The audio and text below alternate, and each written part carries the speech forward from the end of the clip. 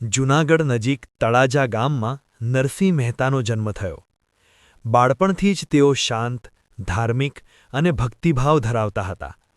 માતાપિતાના સંસ્કારોથી તેઓ ભગવાન પ્રત્યે આકર્ષિત થયા. નરસિંહ મહેતાના લગ્ન થયા, પરંતુ તેઓ ગરીબીમાં જીવન જીવતા હતા. પરિવારના સભ્યો તેમને નિષ્ક્રિય માનતા અને તેમના પર તિરસ્કાર કરતા.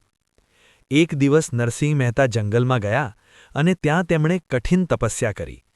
ભગવાન શિવ તેમના સમક્ષ પ્રગટ થયા અને તેમને શ્રીકૃષ્ણના દર્શનના આશીર્વાદ આપ્યા. ભગવાન શિવના આશીર્વાદથી નરસિંહ મહેતાને શ્રીકૃષ્ણની રાસલીલાના દિવ્ય દર્શન થયા. આ અનુભવથી તેઓ સંપૂર્ણ ભક્તિમય બની ગયા. નરસિંહ મહેતાએ ભગવાન કૃષ્ણની ભક્તિમાં અનેક ભજનો રચ્યા. વૈષ્ણવ જન તો તેમનું પ્રખ્યાત ભજન છે, જે માનવતા અને દયા શીખવે છે. સમાજના લોકો તેમની ભક્તિ અને વિચારોને સ્વીકારતા નહોતા. તેમને ઘણીવાર અપમાન અને વિરોધનો સામનો કરવો પડ્યો. જ્યારે નરસિંહ મહેતા મુશ્કેલીમાં હતા, ત્યારે ભગવાન કૃષ્ણે ચમત્કાર કરીને તેમની મદદ કરી અને તેમના માનને બચાવ્યો. નરસિંહ મહેતાએ જીવનભર ભક્તિ અને માનવતાનો સંદેશ આપ્યો. આજે તેમના ભજનો લોકોના હૃદયમાં જીવંત છે.